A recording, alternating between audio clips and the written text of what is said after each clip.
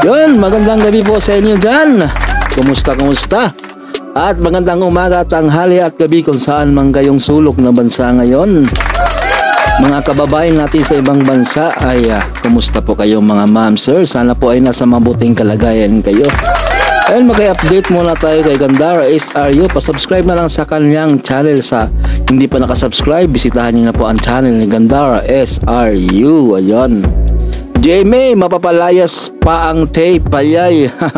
At JMA Network, dinamay pa ang tape sa mga kalokohan. Ayay. Yan, bago ang lahat, nais ko pong magpasalamat, shoutout po natin si Bergie Baloyot. Ayun, salamat sa ating suporta. Mabuhay po kayo dyan, sir. At kay Lips Fernandez, ayun, shoutout po kayo, shoutout po sa iyo, ma'am. At kang Ma'am Jove Gale, ayun, shoutout po sa iyo, ma'am. Mabuhay po kayong lahat yan. Salamat sa inyong mga suporta. Ayun. Yan, bagong lahat, huwag natin kalimutan ating channel. Sa mga bagong pasok pa lang dyan, subscribe po ating channel, palike at pahit na rin sa ating notification bell para ma-update kayo sa ating mga latest na upload. Ayun, wala na po tayong patubig-tubig pa, silipin na natin to, baka masilip pa to ng iba. Ayan, pasok! Sa hapong ito. So, isa po sa mga post ngayon na pinag-uusapan na na-update po sa ating mga collegiate tarikad. So, since sila po ay bakasyon ngayon, ka-OG narito si Mayor. Nasa moon si Mayor Jose Manalo at namimingwit sa buwan. Grabe nga yun. So, enjoy your trip, Mayor Jose Manalo. Yan. Samantala, ito naman si Kuya Wally, post po ng TVJ official, guys. Ayan, ginawa po nilang ang POV. Chinek mo yung laman ng bank account mo after holidays. Siguro naubos na, no? Gulat siya. Kayo po ba, ka-OG, na-check nyo na ba ang laman ng bank account niyo? Baka mamaya yan, cash out lang kayo ng cash out. Wala pong matira, sana all na lang talaga may naka-cash out. Charis. Anyway guys, may kanya-kanya nga pong ganap ang atin pong mga legendary cards. Yung iba very private sa kanila pong mabuhay. Si Boss Joey kasama po ang kanyang pamilya ngayon. Nagbabakasyon po sila. Ito naman pong si Mama Alan ay nasa LU at for sure ang iba pa nating collegiate tarikad ay nag-enjoy din kasama ang kanila pong pamilya this holiday season.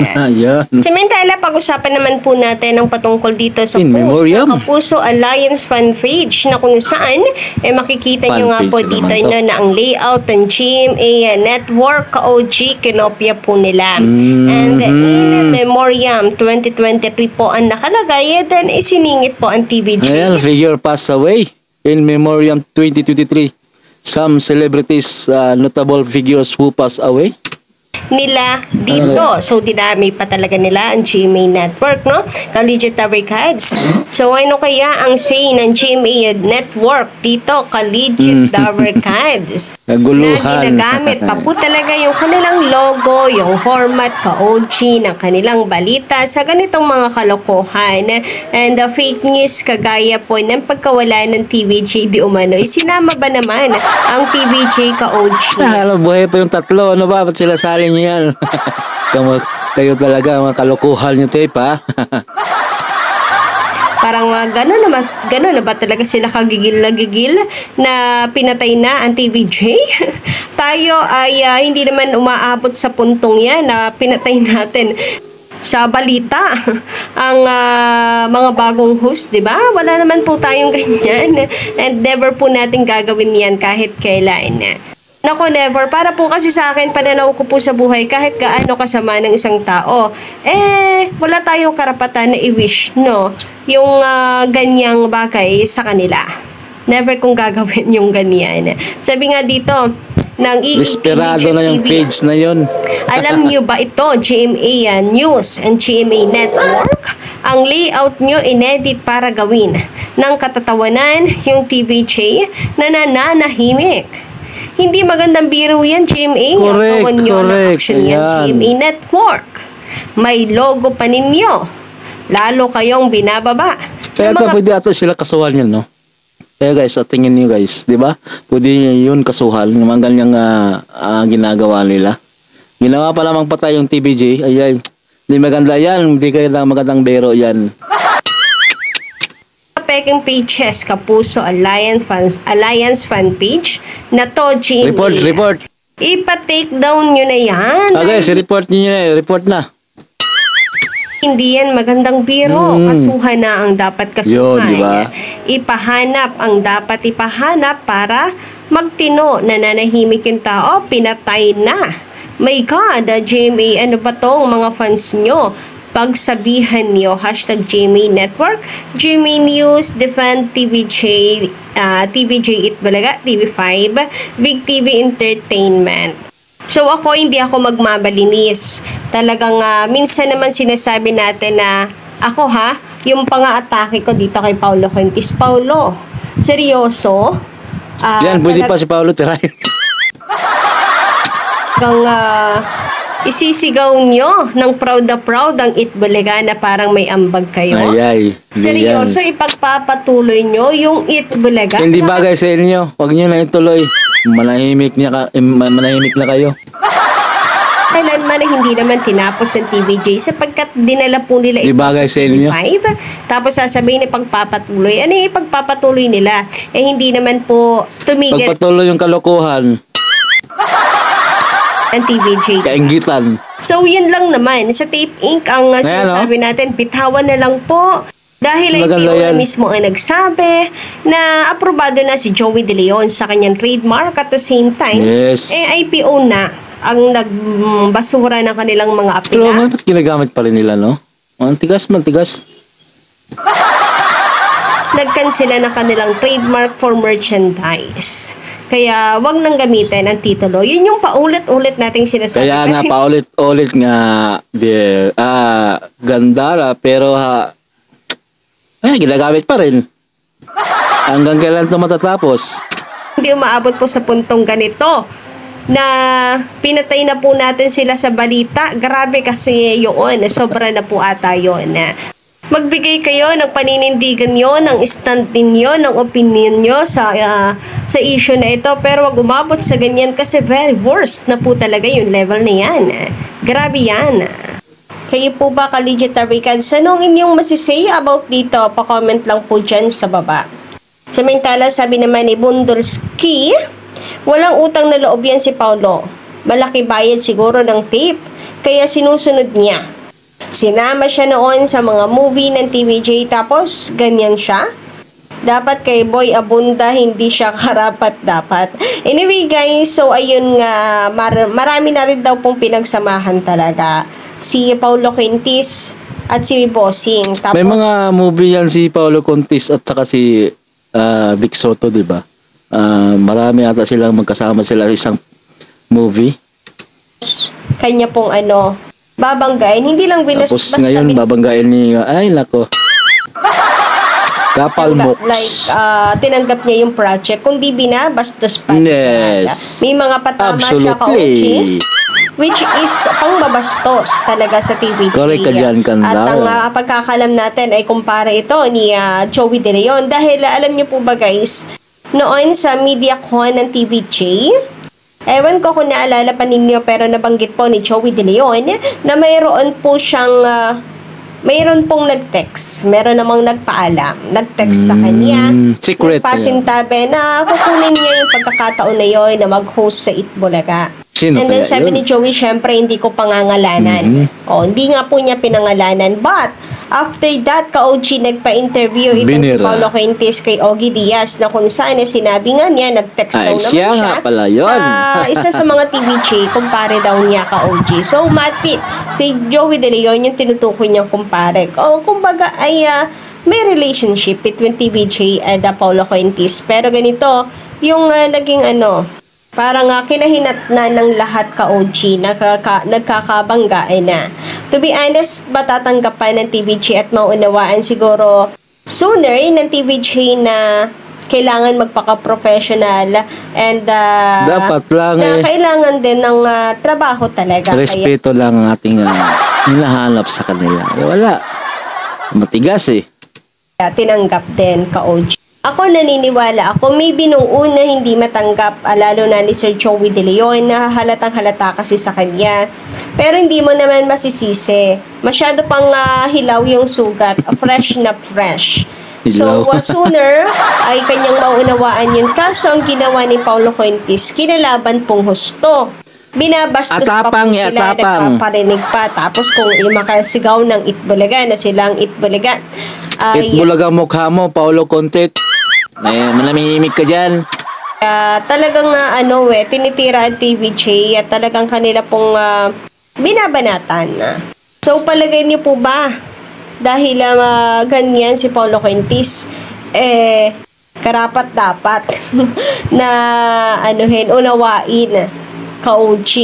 Kasi hindi na to more of trabaho na to, palakasan, kala mo tagapagmana ng Tape Inc. Kung makaasta. Makasigaw. Hindi lang tagapagmana. Isa pang attorney ng tape. Itbulaga ay with matching malakwagong ice pa, di ba? So, para sa akin, lumampas kasi siya sa limitasyon niya ka-OG. Yes. Usapan, tatanggapin Correct. ng proyekto or tatanggapin yung pagiging host. Pero bakit ganyan? Kasama ba doon ang bastusin, ang TVJ? Okay na sana doon na lang siya sa bubble gang, no? Maganda pa doon. Yun lang ang kuha niya at atupagin niya. Anyway, sabi naman dito ni Miss Jen De Hocus, magandarang gabi sa'yo or hapon. Gandang gabi, Gandara SRU. Ang Tape Inc. bulagta. Oo, malakas ang bagyo at hangin sa Tape Inc. bulagta kasi matutumba at mabubulaw na sila at tuluyan ng masisira ang kanilang estasyon or ang kanilang estasyon nila. So, yan po kasi pinagmamalaki ng kabilay na Malayolanda daw po at Undoy na blessings ang tumama sa kanila. Hindi man lang po umano. Ang isip na marami po ang nasalantan yung mga bagyo na yan at marami po ang talagang nabiktima. Hindi man lang naging sensitive ka-OG, no? Anyway, hindi na lang sinabi ba na malakas na bagyo na lang, wala nang pangalan. Pero wala mga insensitive po kasi ang mga yan, kaya ano pa ba namang aasahan natin? Anyway, kung may malabag yung dumating po sa buhay nila, is that ito na po yung magpapabagsak sa kanila, hindi po blessings na dumating. Kamalasan. Ito po ay kalbaryo sa kanilang buhay na unti-unti na po Karma. nilang nararanasan. Kita nyo naman na downfall ang kanila pong ratings ngayon, lalo na ngayong December, na kumalhati na po ang laman. Okay. Samantala, sabi naman dito ni Dante Santos, wala silang hirap kung paano nagsimula ang Itbulaga. Oh, yes. Nasaan ba sila noong 1979 or Tumpak ka, 1980? tumpak. At tapos Tape Inc. shouting na sila ang Itbulaga? Parang malabo.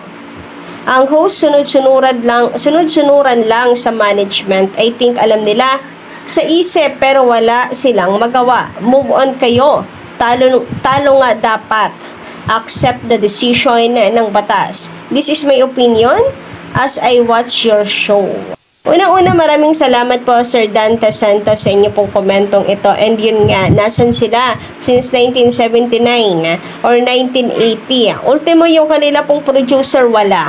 Wala nung mga panahon po na yan. Eh di, paano pa po kaya itong mga bagong host na 2023 lang dumating ka-OG? Grabe nga naman yan. Tapos, lahat sila ay ang lakas po at may gana pong isigaw.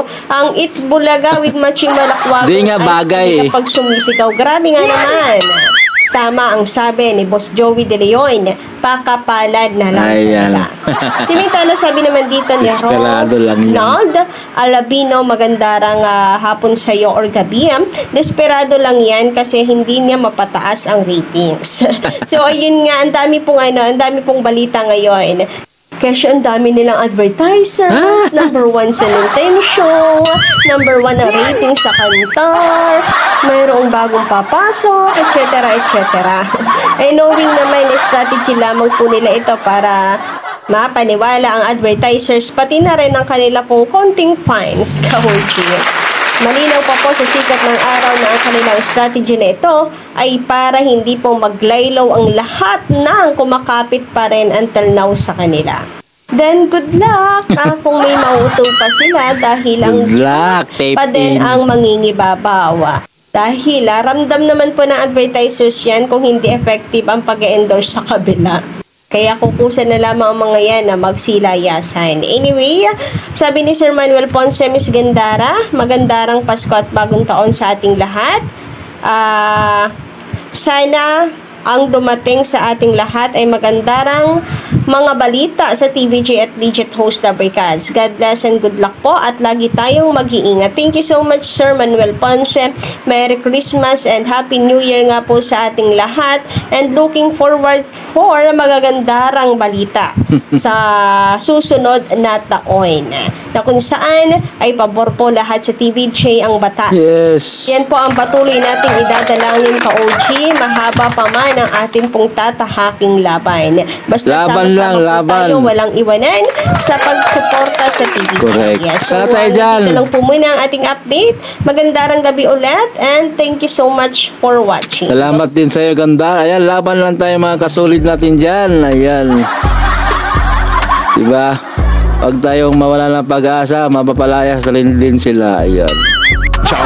Wala rin yan silang mapapala at unti-unting mabubura yan sa GMA. Kung kayo pala baga sa ating channel, pakisubscribe lang ating channel at pahit na rin sa ating notification bell para ma-update kayo sa ating mga latest na ina-upload. Ayun guys, hanggang sa muli, ang Gold TV News ko. Mabuhay po kayo, advance Happy New Year. Ingat, God bless.